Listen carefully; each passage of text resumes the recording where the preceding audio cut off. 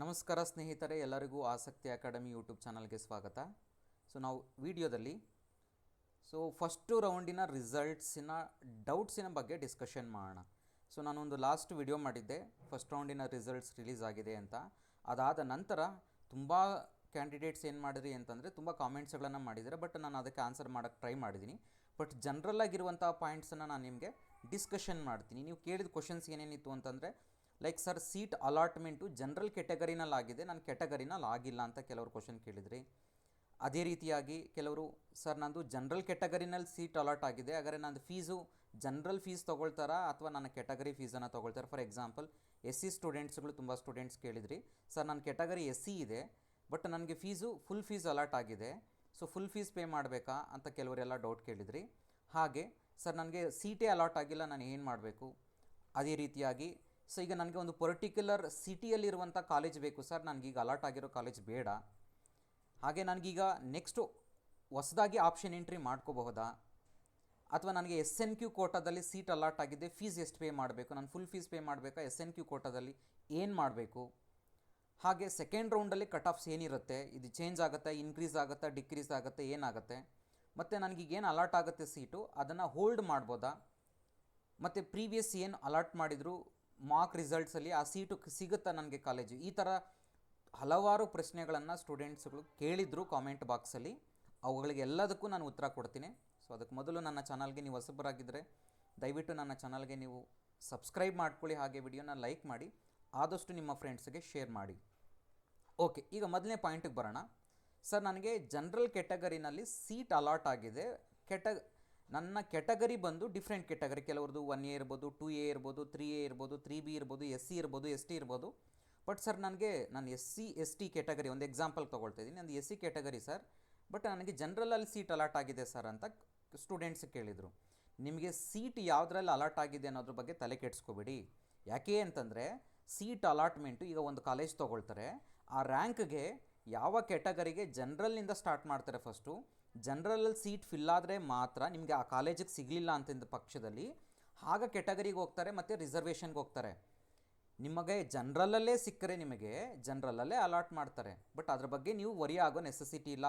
ನಿಮ್ಮ ಕೆಟಗರಿ ಏನೇ ಇರಲಿ, ಜನರಲ್ ಅಲಾಟ್ ಆಗಿದ್ರೂ ನೀವು ವರಿ ಆಗೋ ನೆಸೆಸಿಟಿ ಇಲ್ಲ, ಯಾವುದೇ ಪ್ರಾಬ್ಲಮ್ ಇಲ್ಲ. ಎರಡನೇ ಪಾಯಿಂಟಿಗೆ ಬರೋಣ. ಸರ್, ನನಗೆ ಜನರಲಲ್ಲಿ ಅಲಾಟ್ ಆಗಿದೆ ಸೀಟು, ನನ್ನ ಕೆಟಗರಿ ಬಂದು ಬೇರೆ, like 2A 3A 3B SC ST ಬೇರೆ ಯಾವುದೋ ಒಂದು ಕೆಟಗರಿ ಆಗಿದೆ ನಂದು. ಬಟ್ ನನಗೆ ಜನರಲಲ್ಲಿ ಅಲಾಟ್ ಆಗಿದೆ ಸೀಟು, ಅಂದರೆ ಜನರಲ್ ಫೀಸ್ ಪೇ ಮಾಡಬೇಕಾ. ಫಾರ್ ಎಕ್ಸಾಂಪಲ್ ಹೇಳಬೇಕು ಅಂತಂದರೆ, SC category sir, SC ಕೆಟಗರಿಗೆ 0 fees ಇದೆ ಇಂಜಿನಿಯರಿಂಗಿಗೆ. ಹಾಗಾದರೆ ನಾನು ಜನರಲಲ್ಲಿ ಅಲಾಟ್ ಆಗಿದೆ ಅಂದ್ಬಿಟ್ಟು ನಾನು ಜನರಲ್ ಫೀಸ್ ಪೇ ಮಾಡಬೇಕಾ? ಖಂಡಿತವಾಗಿ ಇಲ್ಲ. ಕೆಟಗರಿಗೆ ಫೀಸ್ಗೆ ಅದಕ್ಕೆ ನಿಮ್ಗೆ ಅಲಾಟ್ ಆಗಿರೋ ಸೀಟು ಯಾವುದ್ರಲ್ಲಿ ಅಲಾಟ್ ಆಗಿದೆ ಅದಕ್ಕೆ ಸಂಬಂಧ ಇಲ್ಲ. ನಿಮಗೆ ಜನರಲ್ಲಾದರೂ ಅಲಾಟ್ ಆಗಿರ್ಬೋದು ಅಥವಾ ಕೆಟಗರಿನಲ್ಲಾದರೂ ಅಲಾಟ್ ಆಗಿರ್ಬೋದು. ಬಟ್ ನಿಮ್ಮ ಫೀಸ್ ಏನಿರುತ್ತೆ ಅಂದರೆ, ನಿಮ್ಮ ಕ್ಯಾಸ್ಟ್ ಕೆಟಗರಿ ಏನಿರುತ್ತೆ ಅದಕ್ಕೆ ಏನು ಫಿಕ್ಸ್ ಮಾಡಿರ್ತಾರೆ ಫೀಸು, ನಿಮ್ಗೆ ಆಲ್ರೆಡಿ ಫೀಸ್ ಸ್ಟ್ರಕ್ಚರನ್ನು ಎಕ್ಸ್ಪ್ಲೈನ್ ಮಾಡಿದ್ದೀನಲ್ವ, ಅದ್ರ ಬೇಸಿಸ್ ಮೇಲೇ ನಿಮಗೆ ಫೀಸ್ ಸ್ಟ್ರಕ್ಚರ್ ಇರುತ್ತೆ. ಬಿಟ್ಟರೆ ಯಾವುದೇ ರೀತಿಯಾದಂಥ ನೀವು ಜನರಲ್ಗೆ ಅಲಾಟ್ ಆಗಿದೆ ಸೀಟ್ ಅಂದ್ಬಿಟ್ಟು ಜನರಲ್ ಫೀಸ್ ಪೇ ಮಾಡುವಂಥ ನೆಸೆಸಿಟಿ ಇಲ್ಲ.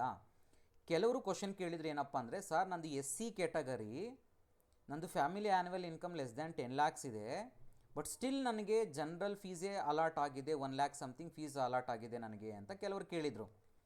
ಅದು ಪ್ರಾಬ್ಲಮ್ ಏನಾಗಿದೆ ಅಂತಂದರೆ, ಕರ್ನಾಟಕ ಎಕ್ಸಾಮಿನೇಷನ್ ಅಥಾರಿಟಿಯಿಂದ ತುಂಬ ಟೈಮು ಸ್ಟೂಡೆಂಟ್ಸ್ಗಳಿಗೆ ಹೇಳಿದ್ದಾರೆ, ಹೊಸ SC ಕೆಟಗರಿ ಡಿವಿಷನ್ ಏನಾಗಿದೆ, SC1 SC2 SC3 ಅಂತ ಡಿವಿಷನ್ಸ್ ಏನಾಗಿದೆ, ಆ ಹೊಸ ಕೆಟಗರಿ ಸರ್ಟಿಫಿಕೇಟ್ಸನ್ನು ನೀವು ಅಪ್ಲೋಡ್ ಮಾಡಬೇಕಾಗಿತ್ತು. ಯಾರ್ದು ಅಪ್ಲೋಡ್ ಮಾಡಿರಲ್ಲ ಅದನ್ನು ನಿಮ್ಮ ಜನರಲ್ ಆಗಿ ಕನ್ಸಿಡರ್ ಮಾಡಿರ್ತಾರೆ. ಅದಕ್ಕೆ ನೀವು ದಯವಿಟ್ಟು ಕರ್ನಾಟಕ ಎಕ್ಸಾಮಿನೇಷನ್ ಅಥಾರಿಟಿಯನ್ನು ಕಾಂಟ್ಯಾಕ್ಟ್ ಮಾಡಬೇಕಾಗತ್ತೆ.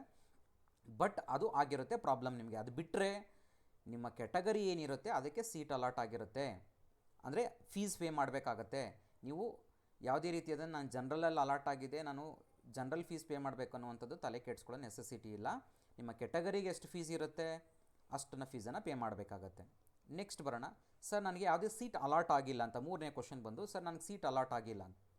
ನಿಮಗೆ ಸೀಟ್ ಅಲಾಟ್ ಆಗಲಿಲ್ಲ ಅಂತಂದರೆ, ನಿಮ್ಮದು ರ್ಯಾಂಕು ಸ್ವಲ್ಪ ಮ್ಯಾಚ್ ಆಗ್ತಿಲ್ಲ ಅಂತಂದರೆ ನೀವು ಹಾಕಿರುವಂಥದ್ದು, ಅದಕ್ಕೆ ನಾನು ಹೇಳಿದ್ದು ಅಷ್ಟು ಸರಿ ಹೇಳಿದೆ ನಿಮಗೆ. ಆಪ್ಷನ್ ಎಂಟ್ರಿ ಮಾಡ್ಕೋಬೇಕಾದ್ರೆ ಮಕ್ಕಳೇ, ನೀವು ಜಾಸ್ತಿ ಆಪ್ಷನ್ ಎಂಟ್ರಿ ಮಾಡ್ಕೊಳ್ಳಿ. ನಿಮ್ಮ ರ್ಯಾಂಕ್ ಕಡಿಮೆ ಇದ್ದು, ತುಂಬ ಕಡಿಮೆ ಇದ್ದು, ಲೈಕ್ ನಿಮ್ಮದೊಂದು 1 ಲಕ್ಷ ಅಥವಾ 1.5 ಲಕ್ಷ ನಿಮಗೆ ರ್ಯಾಂಕ್ ಇದ್ಕೊಂಡು ನೀವು ಓನ್ಲಿ ಟಾಪ್ ಕಾಲೇಜ್ಗಳು ಹಾಕ್ತೀನಿ ಅಂತಂದರೆ ಸೀಟ್ ಸಿಗುತ್ತಾ ಪ್ರಾಕ್ಟಿಕಲಿ? ಸಿಗಲ್ಲ. ಅದಕ್ಕೆ ಏನು ಮಾಡಬೇಕಿತ್ತು ಅಂದರೆ ಆಪ್ಷನ್ ಎಂಟ್ರಿನ ತುಂಬ ಮಾಡ್ಕೋಬೇಕಾಗಿತ್ತು. ಕೆಲವರು ಅದನ್ನು ಕಾಮೆಂಟ್ ಬಾಕ್ಸಲ್ಲಿ ಕಮೆಂಟ್ ಮಾಡಿದ್ರೆ, ಸರ್ ನಾನೀಗ ಆಪ್ಷನ್ ಎಂಟ್ರಿ ಆಗ ಕಡಿಮೆ ಮಾಡ್ಕೊಂಡಿದ್ದೆ ಸರ್, ಈಗ ಆ್ಯಡ್ ಮಾಡ್ಕೋಬೋದಂತ. ಒಂದು 20 ಸಲ ಕರ್ನಾಟಕ ಎಕ್ಸಾಮಿನೇಷನ್ ಅಥಾರಿಟಿಯಿಂದ ಹೇಳಿದ್ದಾರೆ ಆ್ಯಡ್ ಮಾಡ್ಕೊಳ್ಳಿ. ನಾವು ಸಹ ವಿಡಿಯೋಗಳು ಮಾಡಿ ನಾನು ನಿಮಗೆ ಹೇಳ್ತಾನೆ ಇದ್ದೆ, ಆಪ್ಷನ್ ಎಂಟ್ರಿಯಲ್ಲಿ ಮ್ಯಾಕ್ಸಿಮಮ್ ಎಷ್ಟಾಗುತ್ತೋ ಅಷ್ಟು ಕಾಲೇಜುಗಳನ್ನು ಎಂಟ್ರಿ ಮಾಡ್ಕೊಳ್ಳಿ ಅಂತ. ಏನು ಮಾಡಿದರೆ ಕೆಲವರೆಲ್ಲ ನನ್ನಂದರು ತುಂಬ ಕಾಲೇಜಸ್ ಆ್ಯಡ್ ಮಾಡ್ಕೊಳ್ಳದೆ ಹಾಗೆ ಬಿಟ್ಟಿದ್ದಾರೆ. ನಿಮ್ಮದು ರ್ಯಾಂಕ್ ಎಷ್ಟು 1,50,000 2 lakhs ಇರೋ ರೇಂಜ್ ಇರೋ ಲ್ಯಾಕ್ಸಲ್ಲಿ ನಿಮಗಿರೋ ರ್ಯಾಂಕ್ಗೆ ನೀವು ಒಂದು 10 ಕಾಲೇಜ್ 20 ಕಾಲೇಜ್ ಹಾಕಿದ್ರೆ ಅದು ಏನು ಟಾಪ್ ಕಾಲೇಜುಗಳಲ್ಲಿ ಹಾಕಿ 10-20 ಕಾಲೇಜ್ ಹಾಕಿಬಿಟ್ರೆ ನಿಮ್ಗೆ ಸಿಗುತ್ತಂತ ಎಕ್ಸ್ಪೆಕ್ಟ್ ಮಾಡ್ತಿದ್ದೀರಾ? ಹಾಗಾಗಿರೋದ್ರಿಂದ ಅಲಾಟ್ ಆಗಿರೋದಿಲ್ಲ. ಅದಕ್ಕೆ ನೀವು ಏನು ಮಾಡಬೇಕಾಗಿತ್ತು ಅಂದರೆ ಎಲ್ಲ ಕಾಲೇಜುಗಳನ್ನು ಮಾಡ್ಕೋಬೇಕಾಗಿತ್ತು. ಓಕೆ, ಸೊ ಅದಕ್ಕೆ ಏನು ಮಾಡಬೇಕು, ನೀವೀಗ ಸೆಕೆಂಡ್ ರೌಂಡ್ಗೆ ವೆಯ್ಟ್ ಮಾಡಿ.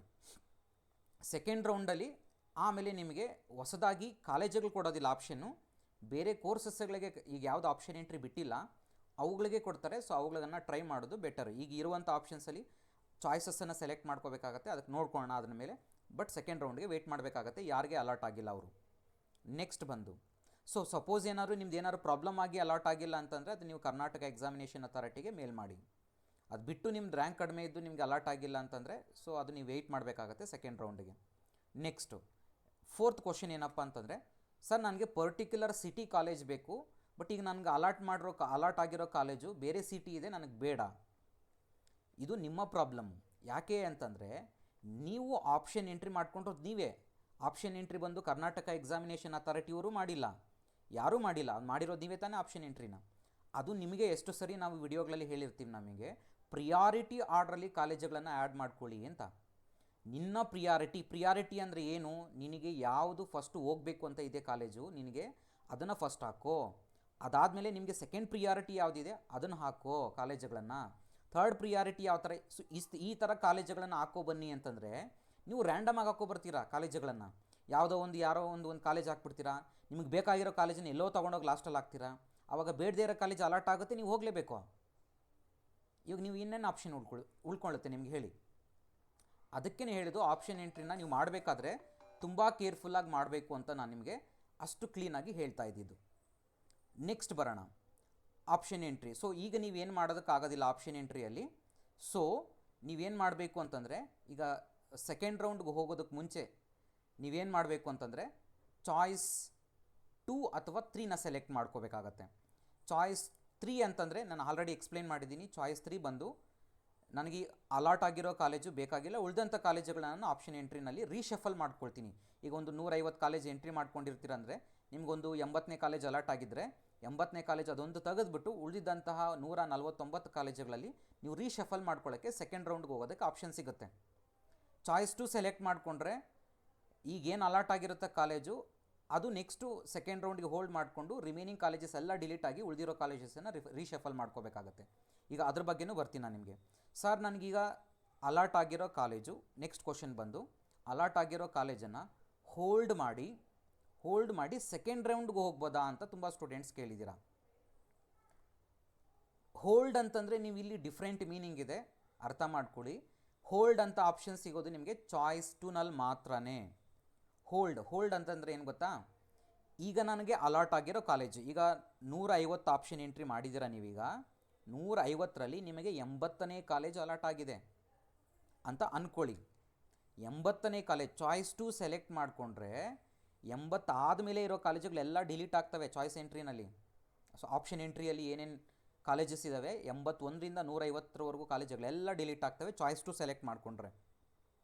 ಬಟ್ 80ನೇ ಕಾಲೇಜನ್ನು ಹಾಗೆ ರೀಟೈನ್ ಮಾಡ್ತಾರೆ. ರೀಟೈನ್ ಅಂದರೆ ಮೀನಿಂಗ್ ಅರ್ಥ ಮಾಡ್ಕೊಳ್ಳಿ ಮಕ್ಕಳೇ. 80ನೇ ಕಾಲೇಜು ನೀವು ಚಾಯ್ಸ್ 2 ಸೆಲೆಕ್ಟ್ ಮಾಡಿಕೊಂಡ್ರೆ 79 ಕಾಲೇಜುಗಳು ಏನು ಉಳಿದಿದ್ದಾವೆ ಅವುಗಳು ಯಾವುದೂ ಸಿಗಲಿಲ್ಲ ಅಂದ ಪಕ್ಷದಲ್ಲಿ ನಿಮಗೆ ಫಸ್ಟ್ ರೌಂಡಲ್ಲಿ ಏನು ಅಲಾಟ್ ಮಾಡಿದ್ದಾರೆ ಅದು ಕೊಡ್ತಾರೆ. ಬಟ್ ಇದರಲ್ಲೊಂದು ಪ್ರಾಬ್ಲಮ್ ಇದೆ. ಸಪೋಸ್ ನೀವು 79ರಲ್ಲಿ ಯಾವುದಾದ್ರು ಒಂದು ಕಾಲೇಜ್ ಅಲಾಟ್ ಆಯಿತು ಅಂದರೆ ಫಸ್ಟ್ ರೌಂಡಲ್ಲಿ ಅಲಾಟ್ ಆಗಿರೋ ಕಾಲೇಜನ್ನು ಕೊಡಲ್ಲ ಅಟ್ ಎನಿ ಕಾಸ್ಟ್. ಇದನ್ನು ಮೈಂಡಲ್ಲಿ ಇಟ್ಕೊಳ್ಳಿ. ನೀವು ಆಪ್ಷನ್ ಎಂಟ್ರಿನ ಮಾಡಬೇಕಾದ್ರೆ ಯಾವ ರೀತಿಯಾಗಿ ಮಾಡ್ಕೋಬೇಕು ಅಂತಂದರೆ, ಈಗ 80 ಕಾಲೇಜುಗಳು ಏನಿದ್ದಾವೆ, ನಿಮ್ಗೆ 80ನೇ ಕಾಲೇಜ್ ಅಲಾಟ್ ಆಗಿದೆ, ಸ್ವಲ್ಪ ಯೋಚನೆ ಮಾಡಿ. ಈಗ ಅಲಾಟ್ ಆಗಿರೋ ಕಾಲೇಜೇ ಚೆನ್ನಾಗಿದ್ದರೆ ಹೋಗಿಬಿಡಿ, ಚಾಯ್ಸ್ 1 ಸೆಲೆಕ್ಟ್ ಮಾಡಿಕೊಂಡು ಜಾಯ್ನ್ ಆಗಿ. ಇಲ್ಲ ಅಂತಂದರೆ ಅದನ್ನು 80ನೇ ಕಾಲೇಜ್ ಬಿಟ್ಟು ಉಳಿದಿದ್ದಂತೆ ಎಲ್ಲ ಡಿಲೀಟ್ ಮಾಡಾಕ್ತಾರೆ, 80ನೇದನ್ನು ಹೋಲ್ಡ್ ಮಾಡ್ತಾರೆ. ಯಾವಾಗ ಹೇಗೆ ಹೋಲ್ಡ್ ಮಾಡ್ತಾರೆ ಅಂದರೆ ಅರ್ಥ ಮಾಡ್ಕೊಳ್ಳಿ, 79 ಕಾಲೇಜುಗಳೇನು ಉಳಿದಿದ್ದಾವೆ ನಿಮಗೆ, ಅದರಲ್ಲಿ ಯಾವುದೂ ಸಿಗಲಿಲ್ಲ ಅಂದರೆ ಮಾತ್ರ ನಿಮಗೆ ಫಸ್ಟ್ ರೌಂಡಲ್ಲಿ ಅಲಾಟ್ ಆಗಿರೋ 80ನೇ ಕಾಲೇಜ್ ಕೊಡ್ತಾರೆ. ಸಪೋಸ್ 79ರಲ್ಲಿ ಯಾವ್ದಾದ್ರು ಒಂದು ಕಾಲೇಜ್ ಅಲಾಟ್ ಆಯಿತು ಸೆಕೆಂಡ್ ರೌಂಡಲ್ಲಿ ಅಂತಂದರೆ ಫಸ್ಟ್ ರೌಂಡಲ್ಲಿ ಅಲಾಟ್ ಆಗಿರೋದು ಸಿಗಲ್ಲ. ಸೊ ಇದನ್ನು ಮೈಂಡಲ್ಲಿ ಇಟ್ಕೊಳ್ಳಿ. ನೆಕ್ಸ್ಟ್ ಸೆಕೆಂಡ್ ರೌಂಡಲ್ಲಿ ನೀವು ಚಾಯ್ಸನ್ನು ಸೆಲೆಕ್ಟ್ ಮಾಡ್ಕೋಬೇಕಾದ್ರೆ, ಓಕೆನಾ. ಇದು ಕಾಲೇಜನ್ನು ಹೋಲ್ಡ್ ಮಾಡೋದ್ರ ಬಗ್ಗೆ ಡೀಟೇಲ್ಸ್ ನಿಮಗೆ. ಅದು ಬಿಟ್ಟರೆ ನಿಮಗೆ ಚಾಯ್ಸ್ 3ನಲ್ಲಿ ಕಾಲೇಜ್ ಹೋಲ್ಡ್ ಮಾಡೋ ಆಪ್ಷನ್ಸ್ ಇರಲ್ಲ, ಚಾಯ್ಸ್ 1ನಲ್ಲೂ ಇಲ್ಲ, ಚಾಯ್ಸ್ 4ಅಲ್ಲಿ ಇಲ್ಲ. ಸೊ ಈ ಚಾಯ್ಸ್ 2ನಲ್ಲಿ ಮಾತ್ರ ಇರುತ್ತೆ ನಿಮಗೆ ಅದು. ನೆಕ್ಸ್ಟು, ಸರ್ ಈಗ ನಾನು ಹೊಸದಾಗಿ ಕಾಲೇಜಸ್ ಆ್ಯಡ್ ಮಾಡ್ಬೋದಾ? ಖಂಡಿತವಾಗಿ ಆಪ್ಷನ್ ಇಲ್ಲ. ಹೊಸದಾಗಿ ಆಪ್ಷನ್ ಎಂಟ್ರಿಯನ್ನು ಕೊಡೋದಿಲ್ಲ. ಹೊಸದಾಗಿ ಆಪ್ಷನ್ ಎಂಟ್ರಿ ಕೊಡ್ತಾರೆ ಯಾವುದಕ್ಕೆ ಅಂದರೆ, ಈಗ ಯಾವುದು ಕೋರ್ಸಸ್ಗಳನ್ನು ಇನ್ನೂ ಬಿಟ್ಟಿಲ್ಲ. ಫಾರ್ ಎಕ್ಸಾಂಪಲ್ ಫಾರ್ಮಸಿ, ಬಿ ಫಾರ್ಮಸಿಗೆ ಇನ್ನೂ ಆಪ್ಷನ್ ಎಂಟ್ರಿ ಬಿಟ್ಟಿಲ್ಲ, ಅವುಗಳನ್ನು ಆ್ಯಡ್ ಮಾಡ್ಕೊಳ್ಳೋಕೆ ಆಪ್ಷನ್ ಕೊಡ್ತಾನೆ. ಬಟ್ ಇಂಜಿನಿಯರಿಂಗ್ ಕೊಡಲ್ಲ. ಯಾಕೆ ಕೊಡಲ್ಲ ಅಂದರೆ ಆಲ್ರೆಡಿ ಆಪ್ಷನ್ ಎಂಟ್ರಿ ಕೊಟ್ಟಿದ್ದಾರೆ ನಿಮಗೆ. ಹೊಸದಾಗಿ ಆ ಕಾಲೇಜುಗಳನ್ನು ಆ್ಯಡ್ ಮಾಡ್ಕೊಳ್ಳೋಕೆ ಬಿಡಲ್ಲ. ಬಟ್ ನೀವೀಗ ಏನು ಆಪ್ಷನ್ ಎಂಟ್ರಿ ಮಾಡ್ಕೊಂಡಿರ್ತೀರಾ ಅದನ್ನು ಶಫಲ್ ಮಾಡ್ಕೊಳ್ಳೋಕೆ ಆಪ್ಷನ್ ಕೊಡ್ತಾರೆ, ಅಂದರೆ ರೀಅರೇಂಜ್ ಮಾಡ್ಕೊಳ್ಳೋಕ್ಕೆ. ನೀವು 70ನೇ ಪ್ರಿಯಾರಿಟಿ ಇರೋದು ಬೇಕಾದ್ರೆ ಫಸ್ಟ್ನೇ ಪ್ರಿಯಾರಿಟಿಗೆ ಹಾಕೋಬೋದು, ಫಸ್ಟ್ನೇದು ಇರೋದು ಬೇಕಾದ್ರೆ 30ನೇದು ಹಾಕೋಬೋದು. ಅದನ್ನು ಶಫಲ್ ಮಾಡ್ಕೊಳ್ಳೋಕೆ ಆಪ್ಷನ್ ಇರುತ್ತೆ. ಬಟ್ ಹೊಸದಾಗಿ ಆ್ಯಡ್ ಮಾಡ್ಕೊಳ್ಳೋದಕ್ಕೆ ಈಗ ಆಲ್ರೆಡಿ ಬಿಟ್ಟಿರೋ ಆಪ್ಷನ್ ಎಂಟ್ರಿ ಕಾಲೇಜುಗಳಿಗೆ ಅಥವಾ ಕೋರ್ಸಸ್ಗಳಿಗೆ ಬಿಡೋದಿಲ್ಲ. ಹೊಸದಾಗಿ ಬಿಡೋ ಕೋರ್ಸಸ್ಗಳಿಗೆ, ಎಕ್ಸಾಂಪಲ್ ಫಾರ್ಮಸಿಗೆ ಇನ್ನೂ ಬಿಟ್ಟಿಲ್ಲ, ಫಾರ್ಮಸಿಗೆ ಬಿಟ್ಟಾಗ ನಿಮಗೆ ಹೊಸದಾಗಿ ಕಾಲೇಜಸನ್ನು ಆ್ಯಡ್ ಮಾಡ್ಕೊಳ್ಳೋದಕ್ಕೆ ಎಲ್ಲರಿಗೂ ಆಪ್ಷನ್ ಕೊಡ್ತಾರೆ. ಹಾಗೆ ಮೆಡಿಕಲ್ಲು ಸಹ ಬಿಟ್ಟಿಲ್ಲ ಇನ್ನು, ಮೆಡಿಕಲ್ ರಿಸಲ್ಟ್ಸ್ ಬಂದಿದ ತಕ್ಷಣ ಇಮಿಡಿಯೇಟಾಗಿ ನಿಮಗೆ ಆಪ್ಷನ್ ಎಂಟ್ರಿ ಬಿಡ್ತಾರೆ, ಅದನ್ನು ಆ್ಯಡ್ ಮಾಡ್ಕೋಬೋದು. ಅದಂತ ಹೊರತುಪಡಿಸಿ ಈಗ ಆಲ್ರೆಡಿ ಬಿಟ್ಟಿರೋ ಕಾಲೇಜುಗಳಿಗೆ ಹೊಸದಾಗಿ ಕಾಲೇಜುಗಳನ್ನು ಆ್ಯಡ್ ಮಾಡ್ಕೊಳ್ಳೋಕೆ ಆಪ್ಷನ್ ಕೊಡಲ್ಲ ನಿಮಗೆ. ಇಷ್ಟು ನಿಮಗೆ ಆಪ್ಷನ್ ಎಂಟ್ರಿ ಹೊಸದಾದ ಕಾಲೇಜುಗಳನ್ನು ಆ್ಯಡ್ ಮಾಡ್ಕೊಳ್ಳೋದಕ್ಕೆ. ನೀವು ತುಂಬ ಸ್ಟೂಡೆಂಟ್ಸ್ ಕ್ವಶನ್ ಕೇಳಿದರೆ ಇದನ್ನು ನಾನು ನಿಮಗೆ ಆನ್ಸರ್ ಮಾಡಿದ್ದೀನಿ. ನೆಕ್ಸ್ಟ್ ಕೆಲವು ಸ್ಟೂಡೆಂಟ್ಸ್ ಕ್ವಶನ್ ಕೇಳಿದರು, ಸರ್ SNQ ಕೋಟಾದಲ್ಲಿ ಅಲಾಟ್ ಆಗಿದೆ, ನನಗೆ ಸೀಟ್ ಅಲಾಟ್ ಆಗಿದೆ, ನಾನು ಫುಲ್ ಫೀಸ್ ಪೇ ಮಾಡಬೇಕು, ನನಗೆ ಫುಲ್ ಫೀಸ್ ಕೊಟ್ಟು ತೋರಿಸ್ತಿದೆಯಲ್ಲ ಅಂತ ತುಂಬ ಸ್ಟೂಡೆಂಟ್ಸು ಕ್ವಶನ್ ಮಾಡಿದ್ದಾರೆ. ಸೊ ನೀವು SNQ ಕೋಟಾ ಅಂತ ಅಲಾಟ್ ಆಗಿರೋದು ಅಂತ ನಿಮಗೆ SNQ ಕೋಟಾ ಅಂತ ನೀವು ಯಾವ ಬೇಸಿಸ್ ಮೇಲೆ ಹೇಳ್ತಿದ್ದೀರಾ ಅಂತ ನನ್ನ ಗ್ರೇಸ್ ಪ್ರಕಾರವಾಗಿ ನೀವು ವೆರಿಫಿಕೇಷನ್ ಸ್ಲಿಪ್ಪಲ್ಲಿ ನಂದು SNQ ಕೋಟಾ ಇದೆ, ಅದರ ಬೇಸಿಸ್ ಮೇಲೆ ನನಗೆ ಫೀಸು ಕಡಿಮೆ ಮಾಡಬೇಕು ಅನ್ನೋಂಥದ್ದಲ್ಲ. ನಿಮಗೆ ಎಲಿಜಿಬಲ್ ಆಗಿರ್ತೀರ SNQ ಕೋಟಾಗೆ. SNQ ಕೋಟಾ ಅಂತಂದರೆ ಒಂದು ಕಾಲೇಜಿನಲ್ಲಿ ಒಂದು ಕೋರ್ಸಿಗೆ 5% ಸೀಟ್ಸು ಅಲಾಟ್ ಆಗಿರುತ್ತೆ.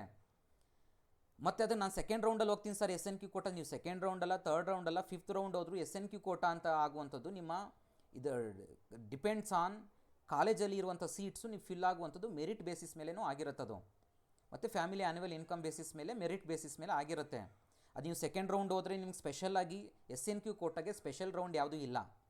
ಹಾಗಾಗಿರೋದ್ರಿಂದ ನಿಮಗೆ SNQ ಕೋಟಾ ಅಲಾಟ್ ಆಗಿದ್ದರೆ ಫಸ್ಟ್ ರೌಂಡ್ ನಿಮಗೆ ರಿಸಲ್ಟ್ಸ್ ಏನು ಬಿಡ್ತಾರೆ ಫುಲ್ ಕಂಪ್ಲೀಟಾಗಿ ಒರಿಜಿನಲ್ ರಿಸಲ್ಟ್ಸು, ಆಗ ನಿಮಗೆ ಆ ರಿಸಲ್ಟ್ಸಲ್ಲೇ ಫೀಸು ಕಂಪ್ಲೀಟಾಗಿ ವೇರಿಯೇಷನ್ ಆಗಿ ಅಂದರೆ ಚೇಂಜಸ್ ಆಗಿ ಬರುತ್ತೆ. ಅದ್ರ ಬಗ್ಗೆ ವರಿಯಾಗ ಹೋಗಬೇಡಿ. ಈಗ ಸರ್ ನಾನು ಫುಲ್ ಫೀಸ್ ಇದೆ ಅಂತ, ನಿಮಗೆ ಎಕ್ಸಾಕ್ಟಾಗಿ SNQ ಕೋಟಾ ಅಲಾಟ್ ಆಗಿದ್ದರೆ ನಿಮ್ಮ ಫೀಸು ನೀವು ಪೇ ಮಾಡಬೇಕಾದ್ರೆ ಅಲಾಟ್ ಆಗುತ್ತೆ. ಸಪೋಸ್ ನೀವು ಎಕ್ಸ್ಟ್ರಾ ಫೀಸ್ ಪೇ ಮಾಡಿದ್ರು ಅದು ರೀಫಂಡ್ ಆಗುತ್ತೆ. ಅದ್ರ ಬಗ್ಗೆ ವರಿ ಆಗೋ ನೆಸೆಸಿಟಿ ಇಲ್ಲ. SNQ ಕೋಟಾ ಬಗ್ಗೆ ನೀವು ವರಿ ಆಗಬೇಡಿ. ಸಪೋಸ್ ನೀವು SNQ ಕೋಟಾ ಇದ್ದು ಫುಲ್ ಫೀಸ್ ಪೇ ಮಾಡಿಬಿಟ್ಟಿದ್ರು ಅಲಾಟ್ ಆಗಿ ನಿಮಗೆ ಅದು ರೀಫಂಡ್ ಆಗುತ್ತೆ. ನೀವು ಯಾವ ಅಕೌಂಟಿಗೆ ಫೀಸ್ ಪೇ ಮಾಡಿರ್ತೀರ ಅದು ಅಕೌಂಟಿಗೆ ಕ್ರೆಡಿಟ್ ಆಗುತ್ತೆ. ಓಕೆ, ಕೆಲವೊಂದು ಸರಿ ನಿಮಗೆ ಅಪ್ಡೇಟ್ ಆಗುತ್ತೆ, ನಿಮಗೆ ಫಸ್ಟ್ ರೌಂಡ್ ರಿಸಲ್ಟ್ಸ್ ಬಿಟ್ಟಮೇಲೆ ಇವೆಲ್ಲ ಅಪ್ಡೇಟ್ ಆಗುತ್ತೆ. ವರಿ ಆಗೋ ನೆಸೆಸಿಟಿ ಇಲ್ಲ SNQ ಕೋಟಾ ಬಗ್ಗೆ. ಓಕೆನಾ, SNQ ಕೋಟಾ ಜಾಸ್ತಿ ತಲೆ ಕೆಡ್ಸ್ಕೊಳ್ಳೋಕೆ ಹೋಗ್ಬಿಡಿ. SNQ ಕೋಟಾದಲ್ಲೇ ನನಗೆ ಸೀಟ್ ಬೇಕು ಅಂತಂದರೆ ಅದು ನೀವು ಡಿಸೈಡ್ ಮಾಡೋಕ್ಕಾಗಲ್ಲ SNQ ಕೋಟಾನ. ಸೊ ಅಲ್ಲಿ ಅವೈಲೇಬಿಲಿಟಿ ಆಫ್ ದ ಸೀಟ್ಸ್ ನಿಮ್ಮ merit, family annual income basis ಮೇಲೆ ಎಲ್ಲ ಕ್ಲಿಯರ್ ಆಗಿ ಅದು ಕನ್ಸಾಲ್ಟೇಟೆಡ್ ಆಗಿ ಬರುವಂಥದ್ದು. ಅದನ್ನು ನೀವು ನನಗೆ SNQ ಕೋಟಾ ಬೇಕು ಅಂತ ನೀವು ಸೆಲೆಕ್ಟ್ ಮಾಡ್ಕೊಳ್ಳೋಕ್ಕಾಗೋದಿಲ್ಲ. ಸೊ ಅದು ಸಿಕ್ಕರೆ ನಿಮ್ಮ ಅದೃಷ್ಟ, ಸಿಗಲಿಲ್ಲ ಅಂತಂದರೆ ನೀವು ಫುಲ್ ಫೀಸನ್ನು ಪೇ ಮಾಡಬೇಕಾಗತ್ತೆ. ನೆಕ್ಸ್ಟು ಇದಾದಮೇಲೆ ಸೆಕೆಂಡ್ ರೌಂಡು ಕಟ್ ಆಫು. ಕೆಲವು ಸ್ಟೂಡೆಂಟ್ಸ್ ಕೇಳಿದ್ದು sir second round cut off ಎಷ್ಟು ವೇರಿಯೇಷನ್ ಆಗ್ಬೋದು ಅಂತ ಕೇಳಿದರು. ಸೊ ಇದನ್ನು ನಾವು ಯಾರೂ ಡಿಸೈಡ್ ಮಾಡೋಕ್ಕಾಗಲ್ಲ. ಯಾಕೆ ಅಂತಂದರೆ ಸೆಕೆಂಡ್ ರೌಂಡಿನ ರಿಸಲ್ಟ್ಸು ಈಗ ಫಸ್ಟ್ ರೌಂಡಲ್ಲೇ ನೀವು ಅರ್ಥ ಮಾಡ್ಕೊಳ್ಳಿ ಕೌನ್ಸಿಲಿಂಗ್ ಪ್ರೊಸೀಜರ್ ಯಾವ ಥರ ರನ್ ಆಗುತ್ತೆ ಅಂತ. ಇದನ್ನು ಯಾರೂ ಫಿಕ್ಸ್ ಮಾಡೋಕ್ಕಾಗಲ್ಲ. ಈಗ ಈ ವರ್ಷದಿದ್ದ mindset, students mindset second ರೌಂಡಿಗೆ ಅದೇ ಥರ ಇರುತ್ತೆ ಅಂತ ನೀವು ಹೆಂಗೆ ಎಕ್ಸ್ಪೆಕ್ಟ್ ಮಾಡ್ತೀರಾ ಅಂತಂದರೆ, ಈಗ ಎಲ್ಲರೂ ಸೀಟ್ ತೊಗೊಳ್ತಾರಾ ಗೊತ್ತಿಲ್ಲ, ಎಲ್ಲ ಹೋಗಲಿ ಎಷ್ಟು ಪರ್ಸೆಂಟೇಜ್ ಸೀಟ್ಸ್ ತೊಗೊಳ್ತಾರೆ ಸ್ಟೂಡೆಂಟ್ಸು ಗೊತ್ತಿಲ್ಲ. ಈಗ ಅಲಾಟ್ ಆಗಿರೋ ಸೀಟ್ಸನ್ನು ಬಿಟ್ಟು ಸೆಕೆಂಡ್ ರೌಂಡಿಗೆ ಎಷ್ಟು ಜನ ಹೋಗ್ತಾರೆ ಯಾರಾದ್ರೂ ಹೇಳೋಕ್ಕಾಗತ್ತೆ ಅದನ್ನು?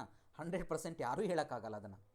ಈಗ ಒಂದು 2 ಲ್ಯಾಕ್ ಸ್ಟೂಡೆಂಟ್ಸ್ಗೆ ಸೀಟ್ ಅಲಾಟ್ ಆಗಿದ್ದರೆ ಮೇ ಬಿ ಒಂದು 1 ಲ್ಯಾಕ್ ಸ್ಟೂಡೆಂಟ್ಸ್ ಸೀಟ್ ತೊಗೋಬೋದು ಫಸ್ಟ್ ರೌಂಡಲ್ಲಿ ಉಳಿದಿದ್ದು 1,00,000 ಸ್ಟೂಡೆಂಟ್ ಸೆಕೆಂಡ್ ರೌಂಡ್ಗೆ ಹೋಗ್ಬೋದು, ಅಥವಾ 50,000 ಸ್ಟೂಡೆಂಟ್ಸು ಸೀಟನ್ನು ಫಸ್ಟ್ ರೌಂಡಲ್ಲಿ ಸೀಟ್ ಅಡ್ಮಿಷನ್ ಆಗಿ ಹೋಗ್ಬೋದು, ಉಳಿದಂತೆ 1,50,000 ಸ್ಟೂಡೆಂಟ್ಸು ಸೆಕೆಂಡ್ ರೌಂಡ್ಗೆ ಹೋಗ್ಬೋದು. ಅದನ್ನು ಯಾರೂ ಹೇಳೋಕ್ಕಾಗಲ್ಲ. ಸೊ ಹಾಗಾಗಿರೋದ್ರಿಂದ ಆ ಕಟ್ ಆಫ್ಗಳನ್ನು ಯಾರೂ ಡಿಸೈಡ್ ಮಾಡೋದಕ್ಕಾಗೋದಿಲ್ಲ. ಸೊ ಸೆಕೆಂಡ್ ರೌಂಡ್, ಫಸ್ಟ್ ರೌಂಡಲ್ಲಿ ಮ್ಯಾಕ್ಸಿಮಮ್ ಯೋಚನೆ ಮಾಡ್ಕೊಳ್ಳಿ. ನೀವು ಅಲಾಟ್ ಆಗಿರೋ ಸೀಟು ತುಂಬ ಚೆನ್ನಾಗಿದ್ದರೆ ಯಾವುದೇ ರೀಸನ್ಗೂ ಮಿಸ್ ಮಾಡ್ಕೊಳ್ಳೋಕೆ ಹೋಗ್ಬಿಡಿ. ಇಲ್ಲ ಸರ್ ನಾನು ರಿಸ್ಕ್ ತೊಗೊಳ್ತೀನಿ ಅಂತಂದರೆ ಮಾತ್ರ ನೀವು ಸೆಕೆಂಡ್ ರೌಂಡ್ ಮತ್ತು ಥರ್ಡ್ ರೌಂಡ್ ಎಕ್ಸ್ಟೆಂಡೆಡ್ ರೌಂಡ್ಗೆ ಹೋಗಿ. ಇಲ್ಲ ಅಂತಂದರೆ ಅಷ್ಟು ಎಕ್ಸ್ಟ್ರೀಮ್ ರಿಸ್ಕನ್ನು ತೊಗೊಳಕ್ಕೆ ಹೋಗ್ಬಿಡಿ ನಾನು ಹೇಳ್ತಿರೋದು. ಯಾಕೆಂದರೆ ಫಸ್ಟ್ ರೌಂಡಲ್ಲೇ ಸೀಟ್ ಅಲಾಟ್ ಆಗಿರುವಂಥದ್ದೇ ನಿಮಗೆ ಒಂದು ಬೆಸ್ಟ್ ಅಂತಲೇ ಹೇಳ್ಬೋದು. ಇಲ್ಲ ಸರ್ ನಾನು ಹಂಗಂತ ಸೆಕೆಂಡ್ ರೌಂಡಲ್ಲಿ ಸಿಗಲ್ಲ ಅಂತ ಹೇಳಂಗಿಲ್ಲ. ಬಟ್ ನೀವು ರಿಸ್ಕ್ ತೊಗೋಬೇಕು. ಸಿಕ್ಕರೂ ಸಿಗ್ಬೋದು, ಸಿಗದೇ ಇರೋದಕ್ಕೆ ರೆಡಿ ಇರಬೇಕು ನೀವು ಎಲ್ಲನೂ. ಮತ್ತು ಸರ್ ಸೆಕೆಂಡ್ ರೌಂಡ್ಗೆ ಹೋಗಬೇಕಾದ್ರೆ ಫೀಸ್ ಪೇಮೆಂಟ್ ಮಾಡಬೇಕಾ ಅಂತ ಕೆಲವು ಸ್ಟೂಡೆಂಟ್ಸು ಕ್ವಶನ್ ಕೇಳಿದ್ದಾರೆ. ಇಲ್ಲ, ಸೆಕೆಂಡ್ ರೌಂಡಿಗೆ ನೀವು ಹೋಗಬೇಕಾದ್ರೆ ಯಾವುದೇ ಎಕ್ಸ್ಟ್ರಾ ಫೀಸನ್ನು ಪೇ ಮಾಡೋಂಗಿಲ್ಲ. ಬಟ್ ಸೆಕೆಂಡ್ ರೌಂಡ್ ಮುಗಿದ ಆದಮೇಲೆ ಸೆಕೆಂಡ್ ಎಡಿಕ್ ಲಾಸ್ಟ್ ರೌಂಡ್ ಅಂತ ಬರುತ್ತೆ.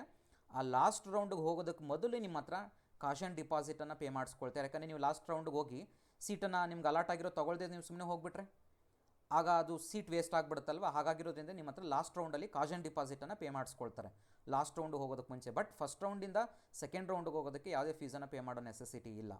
ಸೊ ಇಷ್ಟು ಎಲ್ಲ ಸ್ಟೂಡೆಂಟ್ಸು ಕೇಳಿದಂಥ ಎಷ್ಟು ಕಾಮೆಂಟ್ಗಳಿಗೆ ಎಲ್ಲದಕ್ಕೂ ಆನ್ಸರ್ ಮಾಡಿದ್ದೀನಿ. ಸ್ಟಿಲ್ ನಿಮ್ಗೆ ಇದು ಬಿಟ್ಟು ಇನ್ನೇನಾದ್ರು ಡೌಟ್ಸ್ ಇದ್ದರೆ ಕಾಮೆಂಟ್ ಬಾಕ್ಸಲ್ಲಿ ಕಾಮೆಂಟ್ ಮಾಡಿ. ಬಟ್ ತಪ್ಪದೇ ಈ ವಿಡಿಯೋನ ಲೈಕ್ ಮಾಡಿ, ಎಲ್ಲರಿಗೂ ಶೇರ್ ಮಾಡಿ. Thank you all.